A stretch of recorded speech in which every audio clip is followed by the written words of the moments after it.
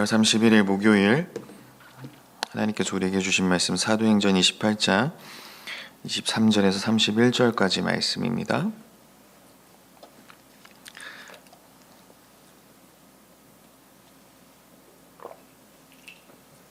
네, 우리 한 절씩 교독하고 마지막 31절은 함께 읽도록 하겠습니다. 그들이 날짜를 정하고 그가 유숙하는 집에 많이 오니 바울이 아침부터 저녁까지 강론하여 하나님의 나라를 증언하고 모세의 율법과 선지자의 말을 가지고 예수에 대하여 권하더라. 사람도 있고 믿지 아니하는 사람도 있어. 서로 맞지 아니하여 흩어질 때에 바울이 한 말로 이르되 성령이 선지자 이사야를 통하여 너희 조상들에게 말씀하신 것이 옳도다. 일러스되 이 백성에게 가서 말하기를 너희가 듣기는 들어도 도무지 깨닫지 못하며 보기는 보아도 도무지 알지 못하는도다.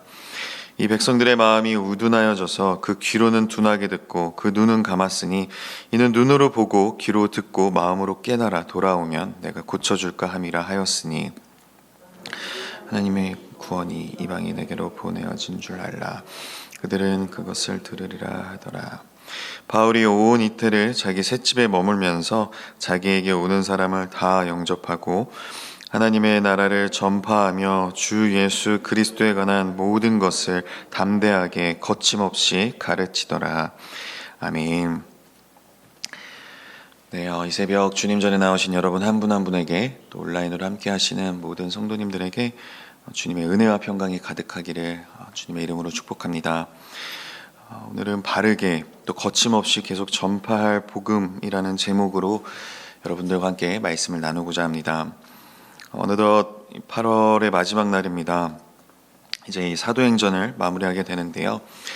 이렇게 새벽마다 사도 바울과 함께 이 숨가쁘게 이 선교 여정을 함께 달렸는데 또 이렇게 사도행전을 마무리하려고 하니 무척 아쉽습니다. 이 사도행전의 마지막에 기록된 이 바울의 모습을 통해서 또 이제까지 쭉 살펴본 이 사도행전의 이 내용들을 통해서 우리 마지막으로 오늘날 우리가 이 시대에 어떻게 살아가야 하는지 여러분들과 함께 나눠보고자 합니다. 먼저 23절을 보면 유대인들에게 계속해서 전도하는 바울의 모습을 볼 수가 있습니다. 그들이 날짜를 정하고 그가 유숙하는 집에 많이 오니 바울이 아침부터 저녁까지 강론하여 하나님의 나라를 증언하고 모세의 율법과 선지자의 말을 가지고 예수에 대하여 권하더라 라고 말씀하고 있습니다. 사도 바울이 비록 이 가택연금 상태였지만 이렇게 구금 상태에서도 이 복음을 전하는 이 열정을 막을 수가 없었던 것을 볼 수가 있습니다. 아침부터 저녁까지 하루 종일 이 복음을 전했던 것이죠. 복음을 향한 바울의 열정을 잘 볼 수가 있는데 이렇게 아침부터 저녁까지 하는 이 강론을 뒤에 30절을 보면 온 이태라고 하고 있습니다. 온 이태는 이제 만 2년이죠. 그러니까 2년의 시간 동안 아침부터 저녁까지 쉼없이 이렇게 가택연금 상태에서도 복음을 전했던 바울의 모습을 볼 수가 있습니다. 24절입니다. 그런데 이런 복음을 듣고도 엇갈린 반응을 보입니다. 그 말을 믿는 사람도 있고 믿지 아니하는 사람도 있어. 이렇게 최선을 다해서 복음을 전하고 또 이렇게 열심히 사역을 했지만 이 말을 믿는 사람도 있고 또 믿지 아니하는 사람도 있다라고 기록을 합니다.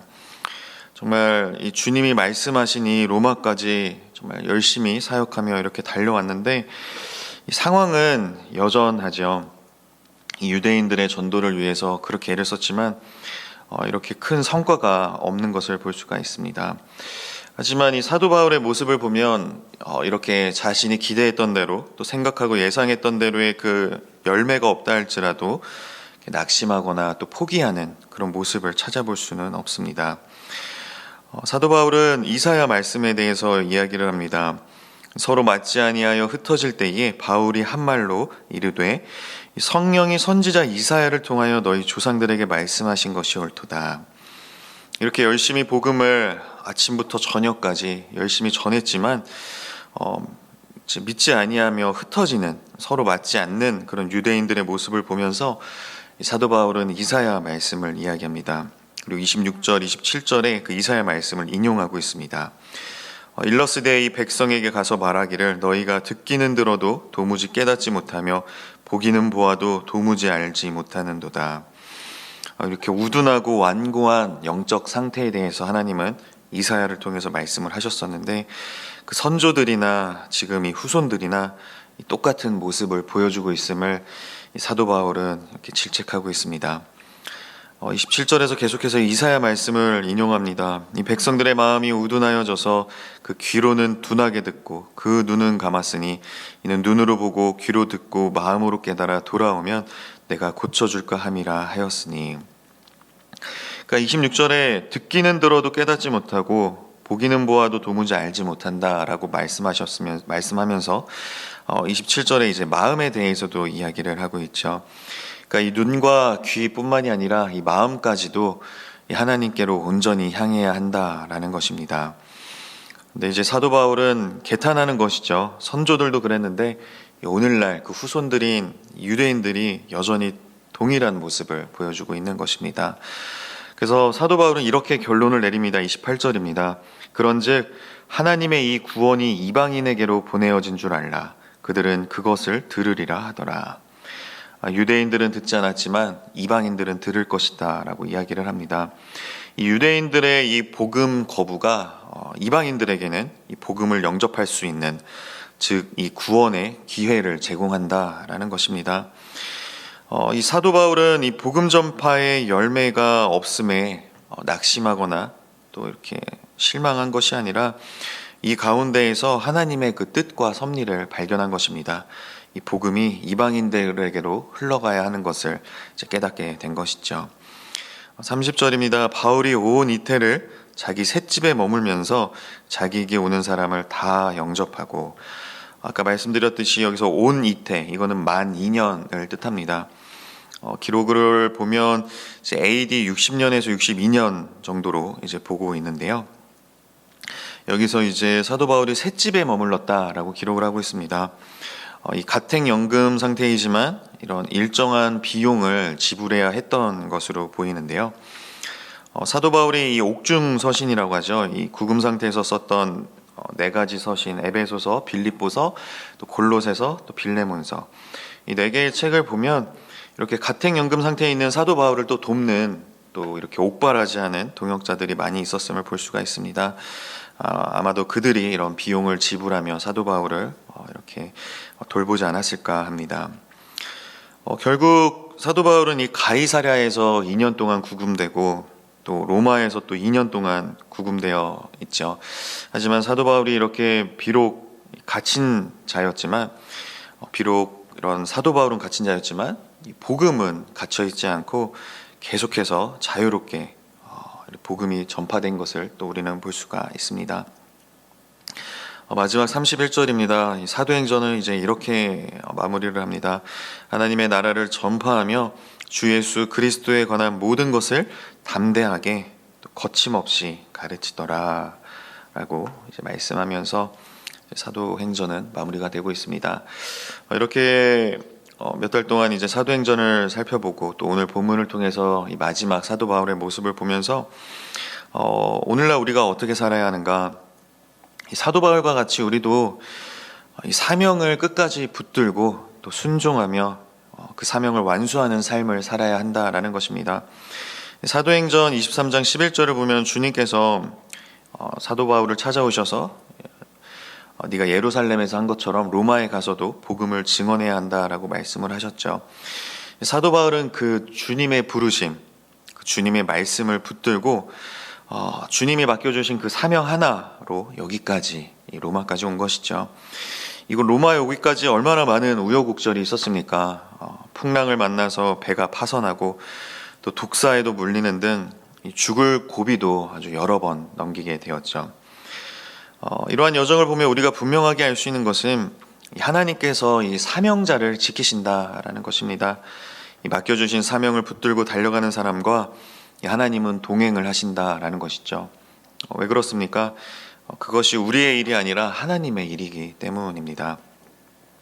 우리도 하나님께서 맡겨주신 사명, 각자에게 주어주신 하나님께서 맡겨주신 그 일, 부르심, 그것을 끝까지 붙들고 순종하며 나아가고 하나님과 동행함으로써 이렇게 완수하는 삶을 살아야 할 것입니다. 그런데 이 가운데 우리가 기억해야 될 것은 우리가 이렇게 사명을 붙들고 나아간다 할지라도 이 하나님의 때와 기한이 분명히 있다라는 것입니다. 하나님의 분명한 주권과 섭리가 있다는 것이죠.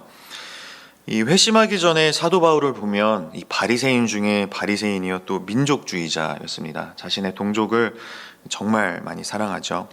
그래서 이 선교 여행 때 보면 항상 이 회중들 앞에 설 때 보면 그 회당에 가서 동족 유대인들에게 먼저 돌이키라고 하면서 복음을 전하는 것을 볼 수가 있습니다.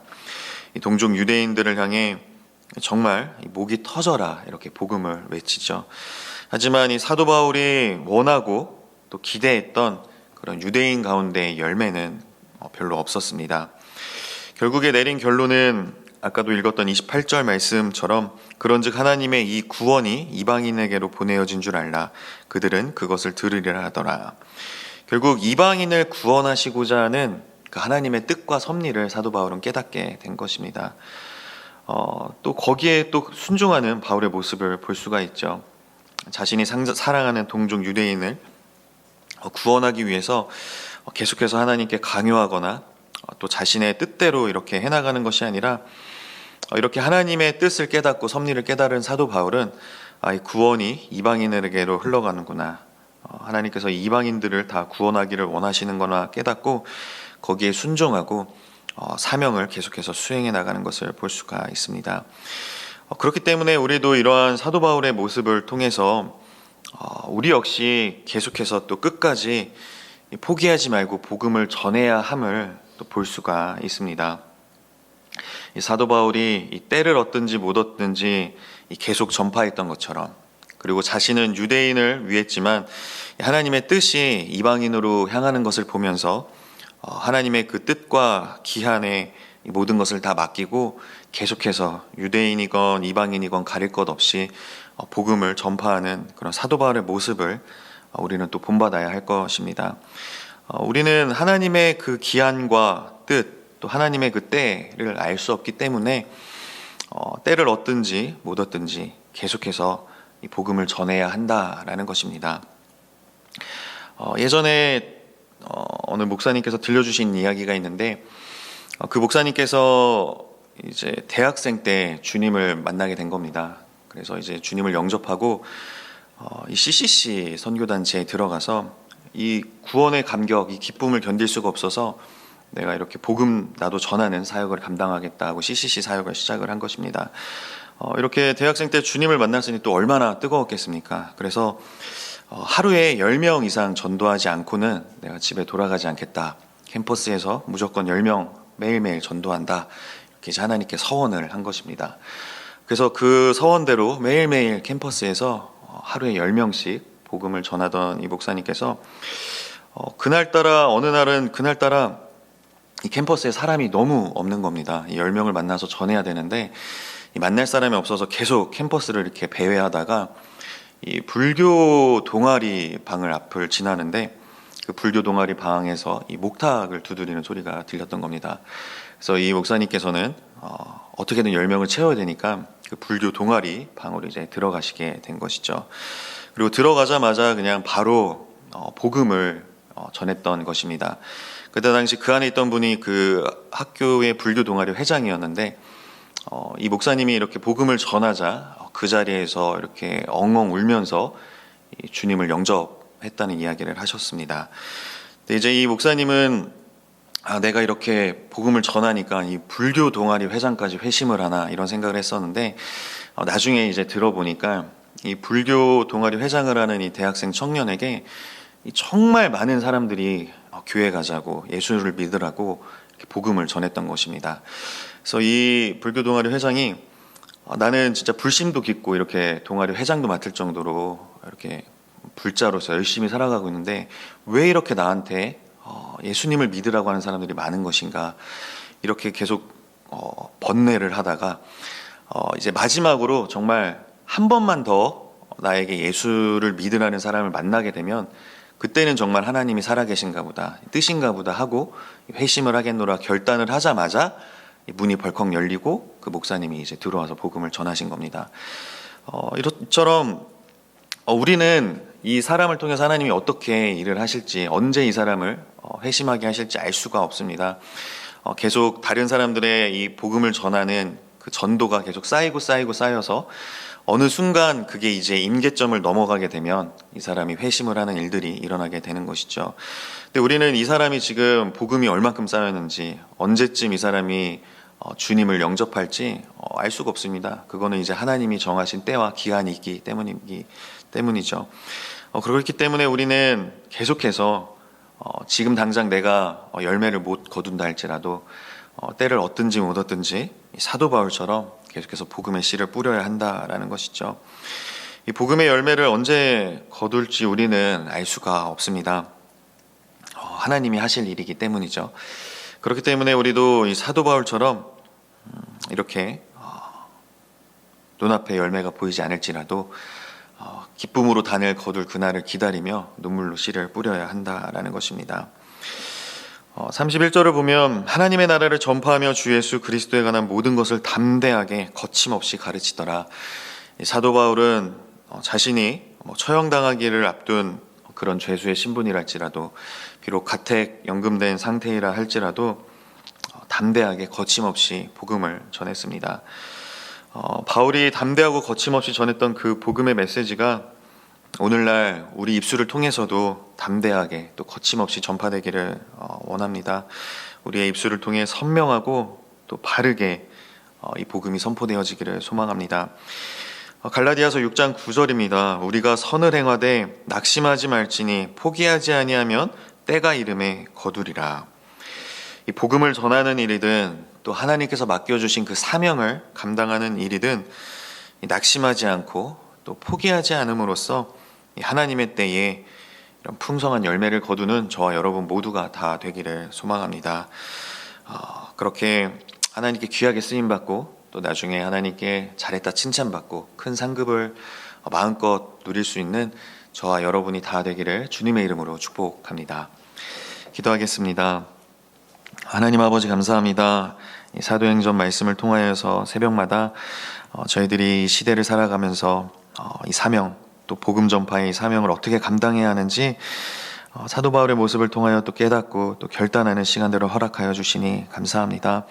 저희들 이 사도 바울이 끝까지 그 사명 붙들고 순종하여 이 사명을 완수하는 이 모습을 통해서 하나님께서 저희들에게 주신 그 사명, 맡겨주신 일들을 저희 역시 순종하며 끝까지 잘 감당할 수 있도록 주여 인도하여 주시옵소서.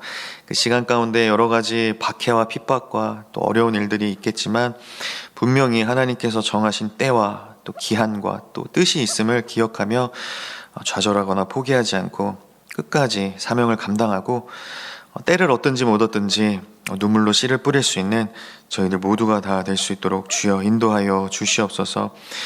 그래서 저희들 복음을 전하는 일이든 또 하나님께서 맡겨주신 그 사명을 감당하는 일이든 낙심하지 않고 포기하지 않음으로써 하나님의 때에 풍성한 열매를 거둘 수 있는 그런 큰 은혜와 복을 누릴 수 있는 저희 모두가 다 되게 하여 주시옵소서. 8월 한 달 동안 저희들 인도하여 주신 하나님 감사합니다. 이 8월 마지막 날 하나님 은혜 가운데 잘 마무리할 수 있는 저희들 다 되게 하여 주시고 오늘 하루도 주님과 동행하며 승리할 수 있는 저희 한 사람 한 사람 다 되게 하여 주시옵소서. 예수님의 이름으로 축복하며 기도하옵나이다. 아멘.